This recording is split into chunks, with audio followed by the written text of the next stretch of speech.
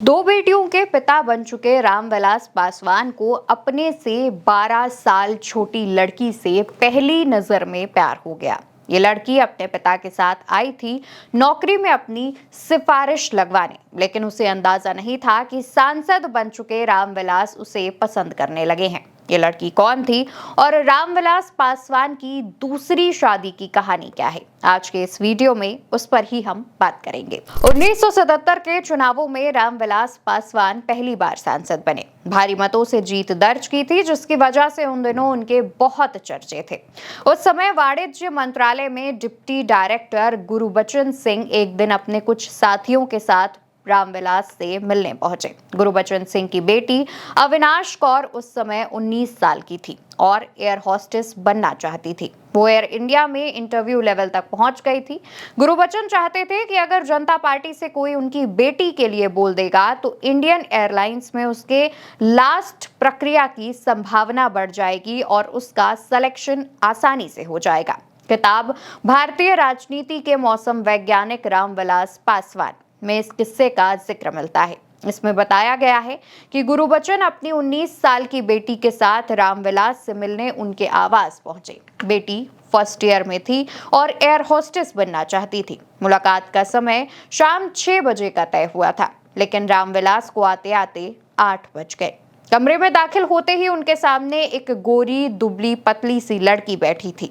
शादीशुदा होने के बावजूद रामविलास को उस लड़की से पहली नजर में प्यार हो गया, लेकिन अविनाश कौर को ना इस बारे में खबर थी और ना मन में ऐसा कोई भाव। परिवार सहित रामविलास पासवान के घर जाने के बाद गुरबचन सिंह को लगा कि अब पासवान को भी अपने घर बुलाना चाहिए। इसके बाद दोनों का एक दूसरे के घर आना जाना बढ़ा। परिवार में नजदीकियां आईं और रामविलास ने अविनाश कौर के परिवार यानी अधिकारी गुरबचन सिंह से अपनी और अविनाश कौर की शादी की बात की। हालांकि इस दौरान रामविलास जानते थे कि उनके माता पिता इस रिश्ते के लिए कभी नहीं मानेंगे, इसलिए बिना शोर शराबे के वो पति पत्नी की तरह साथ रहने लगे। बाद में 1983 में शादी कर ली।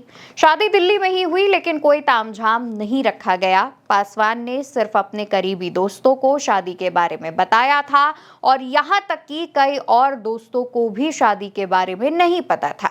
हालांकि उनके दोनों छोटे भाई पशुपति पारस और रामचंद्र पासवान शादी में शामिल हुए। शादी होने के बाद अविनाश कौर ने अपना नाम बदलकर रीना पासवान कर लिया। उन्होंने कभी इसके पीछे की वजह नहीं बताई। रामविलास पासवान की ये दूसरी शादी थी। उन्होंने शादी से पहले अपनी पहली पत्नी राजकुमारी देवी को तलाक दे दिया था। 2014 लोकसभा चुनाव के नामांकन के दौरान उन्होंने खुद इस बात का खुलासा अपने नामांकन के पर्चे में किया था। दरअसल रामविलास पासवान की पहली शादी बहुत छोटी उम्र में, लगभग 7 से 8 साल की उम्र में ही कर दी गई थी।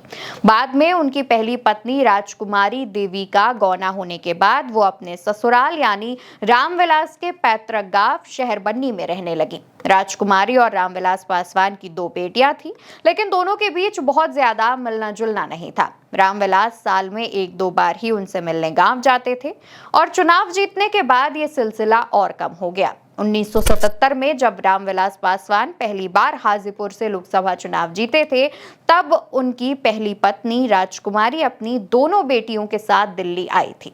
करीब 3 महीने बाद रामविलास ने उन्हें वापस भेज दिया था। उसके बाद फिर वो कभी दिल्ली नहीं आई। वहीं रीना पासवान को पहली शादी के बारे में खुद रामविलास ने बताया था। किताब रामविलास पासवान संकल्प, साहस और संघर्ष में रीना पासवान बताती हैं, इन्होंने शुरू से ही सब कुछ बता दिया था। अपनी शादी के बारे में भी ये भी बताया था कि कैसे बचपन में उनकी शादी कर दी गई थी, पर अब उनसे उनका कोई संबंध नहीं है। रामविलास पासवान और रीना के बीच प्यार का अंदाजा इस बात से लगाया जा सकता है कि रामविलास पासवान को सिगरेट, पान और चाय की बहुत बुरी लत लगी थी। एक बार रीना ने उनसे कहा, शादी से पहले क्या आप सिगरेट छोड़ नहीं सकते? पासवान ने तुरंत जवाब दिया, क्यों नहीं, अभी से छोड़ देता हूं। उसके बाद पासवान ने पान सिगरेट को कभी हाथ नहीं लगाया, यहाँ तक कि उन्होंने चाय पीना भी छोड़ दिया था। पासवान रीना को प्यार से बीके कहकर भी बुलाते थे। रामविलास पासवान ने खुद एक किस्से का जिक्र करते हुए बताया था कि मुझे याद नहीं कि एक दिन भी ऐसा बीता जब बीके से मेरी बात नहीं हुई हो। अकेले जब बाहर जाते हैं तो सुबह और शाम कम से कम 2 बार फोन से बात हो जाती है। शादी के बाद पासवान और रीना दिल्ली में ही रहे। रीना का मायका भी दिल्ली में ही है, लेकिन वो एक रात भी मायके में नहीं रुकी। दिन भर मायके में रहकर वो हमेशा शाम को घर लौट आती थी। पासवान के खाने पीने, दवाइयों, दौरों की तैयारियां, सभी काम रीना के ही जिम्मे होता था। पासवान कहते थे कि शादी के बाद उन पर जो निर्भर होना शुरू हुआ तो अभी तक उन्हीं पर पूरी तरह निर्भर हूं।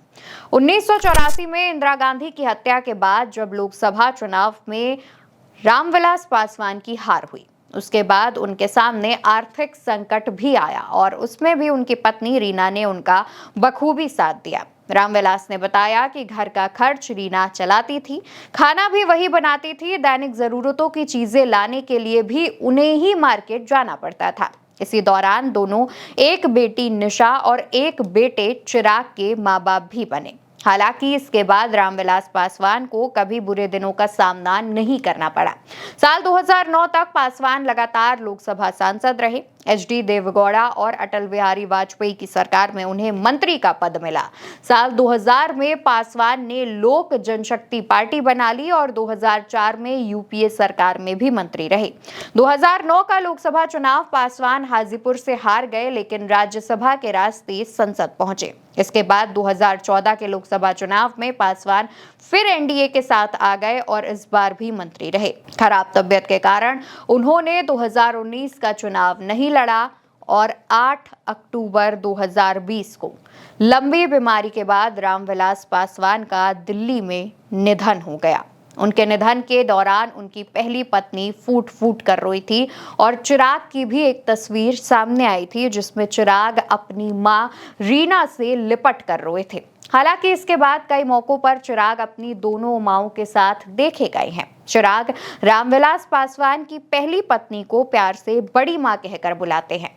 आज के इस वीडियो में रामविलास पासवान और रीना पासवान की इस लव स्टोरी में फिलहाल इतना ही। फिर कभी हाजिर होंगे बिहार के किसी और कोने से किसी और नेता की कहानी के साथ। तब तक के लिए आप चैनल को सब्सक्राइब कीजिएगा, वीडियो को शेयर करिएगा। नमस्कार।